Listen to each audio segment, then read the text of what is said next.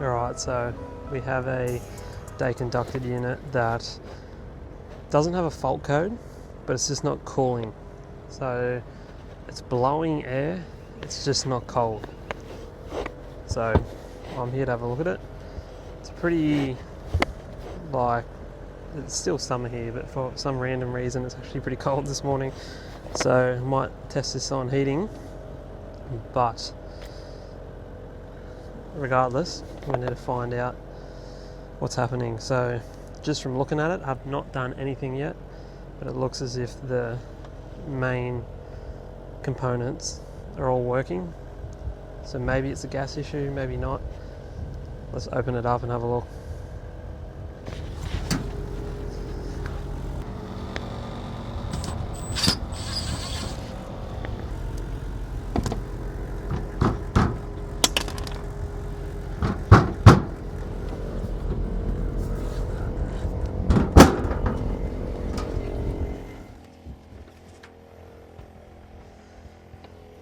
Alright, so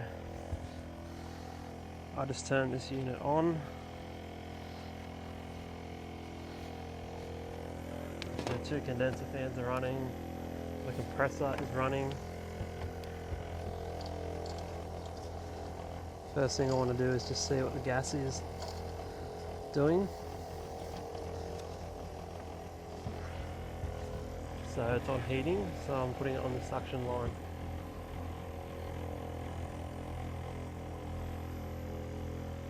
Suction pressure of 1320 kPa, just under 200 psi. So yeah, tad over 1300 kPa suction.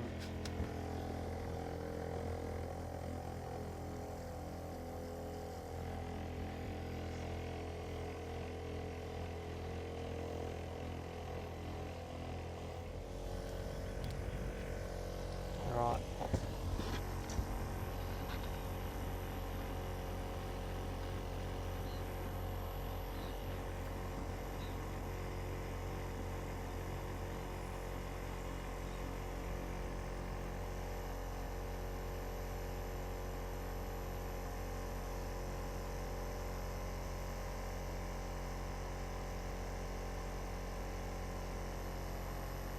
It's like a tad under 6, it's basically 1600 kPa head pressure. 1600 kPa head pressure.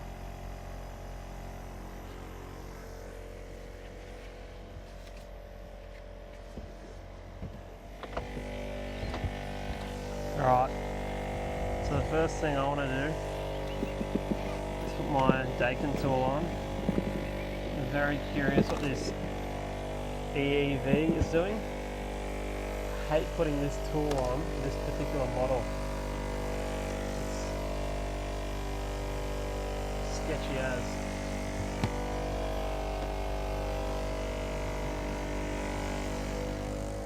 I'm so glad they redesigned this.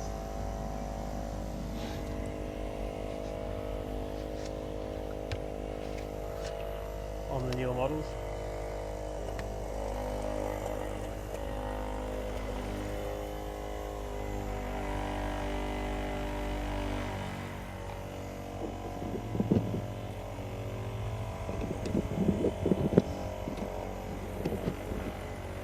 Absolute red hot.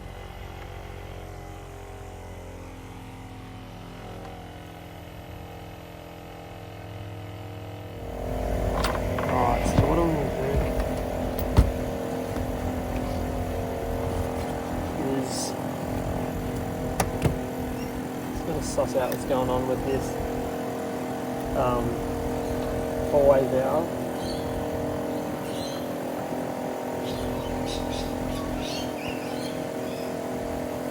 Because the app says that it's closed.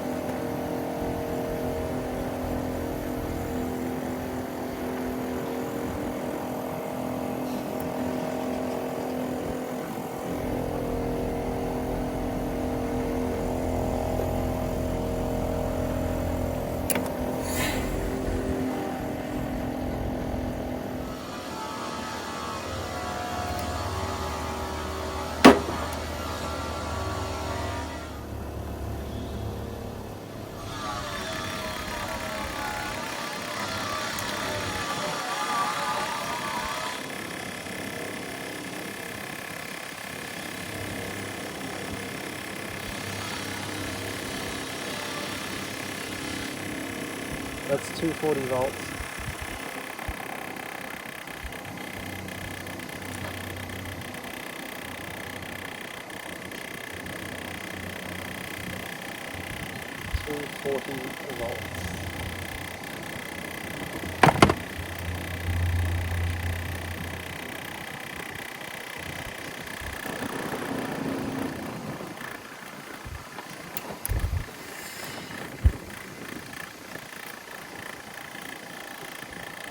I'm going to go turn this off, and I'm going to get my magnet, put it on the reversing valve, and I'm also going to check the electronic expansion valve.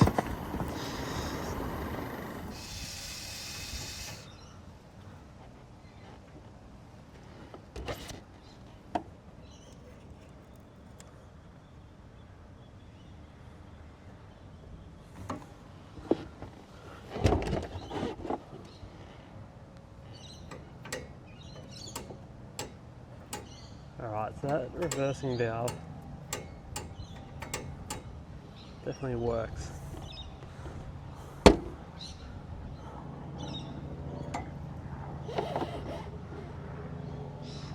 And the board's giving 240.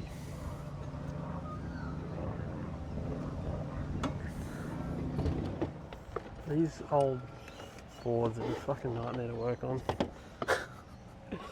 Can't get your hands in it.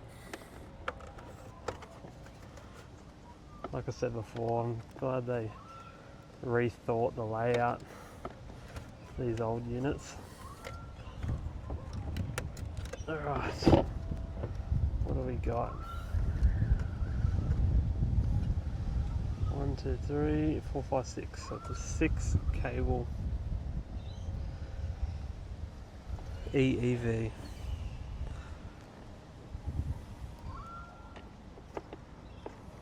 So if you want to learn how to do this, I have a video that shows you how to test EEV coils. Some of them are 6 cable, some of them are 5 cable. I've made a video for each. This is just to test the coil though, not the actual like stem of it.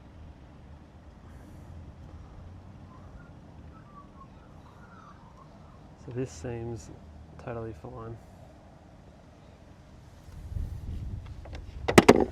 Alright, so now what I'm going to do is, because the pressures are irregular, so I'm going to put this EEV back in, I'm going to turn it on and run it with a magnet on. Just want to make sure that this four-way valve coil is fine. Alright, so this one's a little bit tricky. So far I have confirmed that the reversing valve coil totally fine.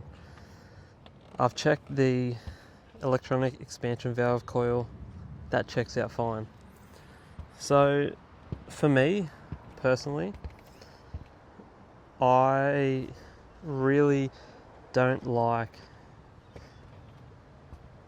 assuming anything, and like I'm here just for a service call, and I've got like my tools that I can check you know, the electrical side of things, but I've just come to the point where I'm like, you know what, I'm just going to reclaim all the gas out of this into a bottle and just weigh it. I can't be confident with anything unless I know that this actually has the right amount of gas in it. So I've just lagged everything up from the car. Yeah, so basically I have just come to the conclusion that I need more information to work out what's actually happening with this. So I've just decided, fuck it, let's just bring everything up here, which was a bit of a nightmare, but anyway.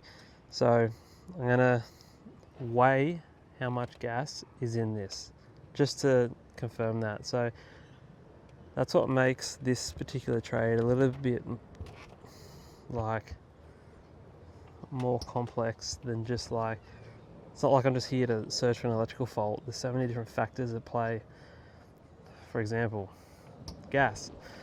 Anyway, so let me just reclaim how much gas is in this, and then we'll go from there. Hopefully I can read how much gas this has, but anyway, I'll look at that now and then we'll go from there.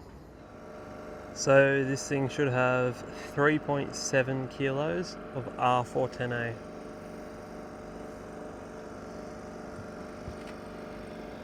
So when you're working on old R22 non-inverter units and you see that the pressures are really irregular, almost like they're balancing, that can lead you in a direction. And for me personally, I feel like inverter units can really throw you off, because the unit will be ramping up or not ramping up to try and maintain certain pressures. So this is going to sound like a really weird analogy, but like, just like a doctor, you know, will send you to get a blood test or something like that. I feel like for me, so often, I'm just like, I just need to reclaim the unit into a bottle. It just gives me so much information, and then I can confidently like say things. But until I know that, you know, I just, not so confident. So like, I'm no expert.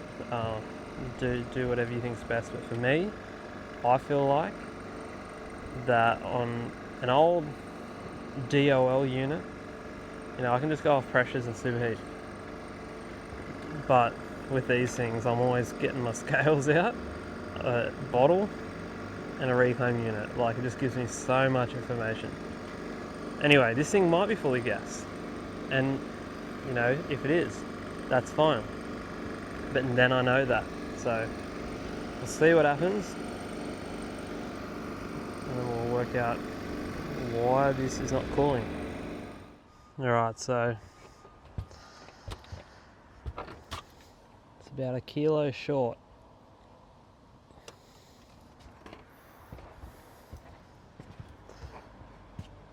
So that's what I mean. Like, you start chasing your tail because the pressures are doing weird things, and it's just inverters. It's a totally different ball game. So anyway, I'm gonna get the nitro, pump this thing up, try to find a leak.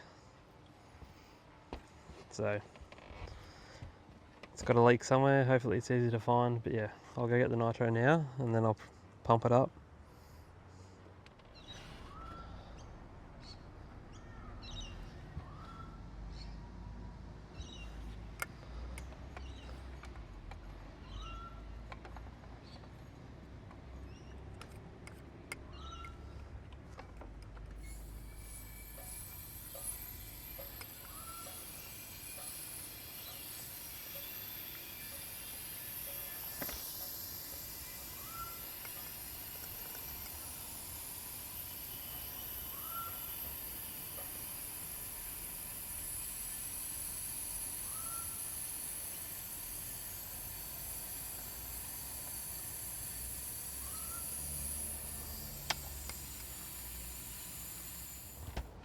Alright, so I've gone inside, climbed into the roof.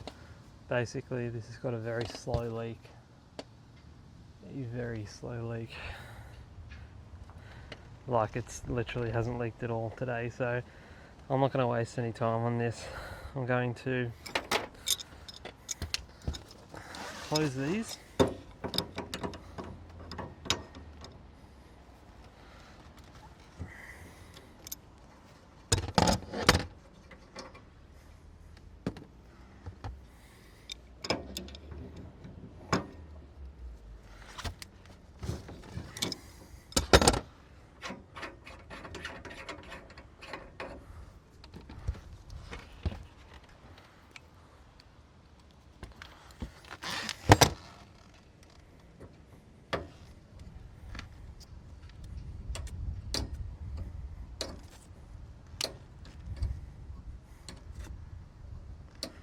So for me, what I do,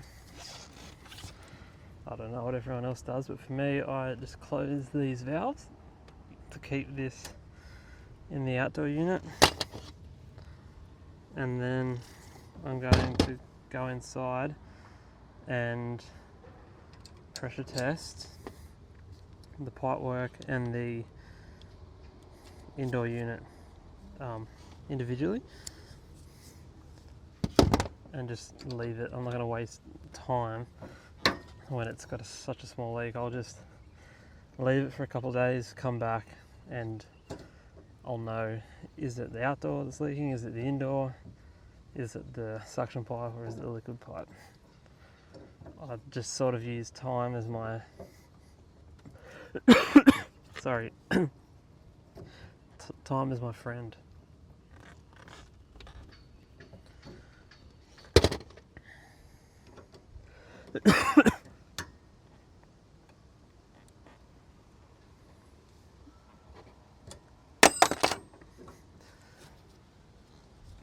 So that's how I've done it on so many jobs, and that method works well for me. Once again, I feel like I got to say, everyone who wants to do something else, that's sweet. I'm not saying this is what everyone should be doing, this is just what I do. Some people will get the electronic leak detector out and do this, do that. Honestly, I've got stuff to do. I'm just going to do this and just leave it. But it's a little bit of a nightmare now because I don't really have time to be even doing this. But once it's done, the next time I come here, I know exactly where this leak's going to be. Do I go inside and start looking there, or do I stay out here, or is it the pipework? There's so much information when I get back. Right, so that on the outdoor is 35.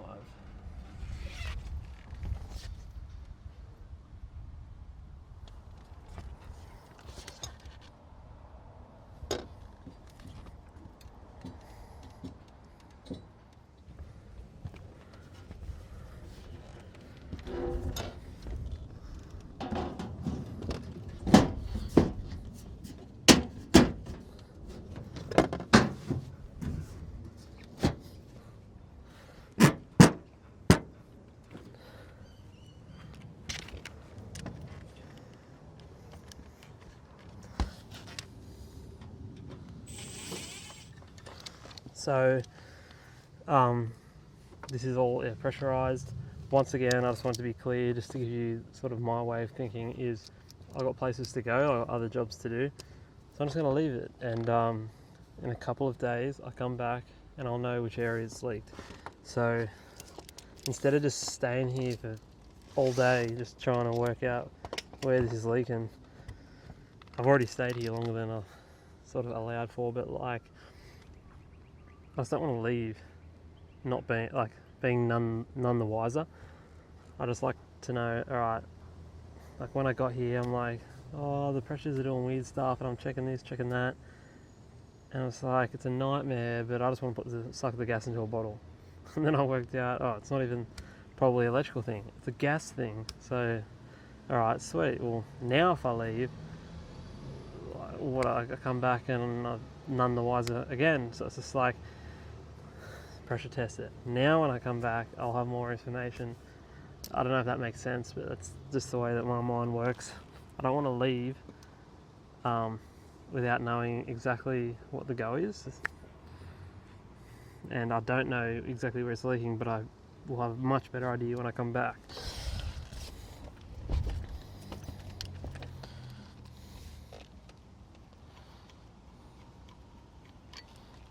Now I've got to get all this crap down.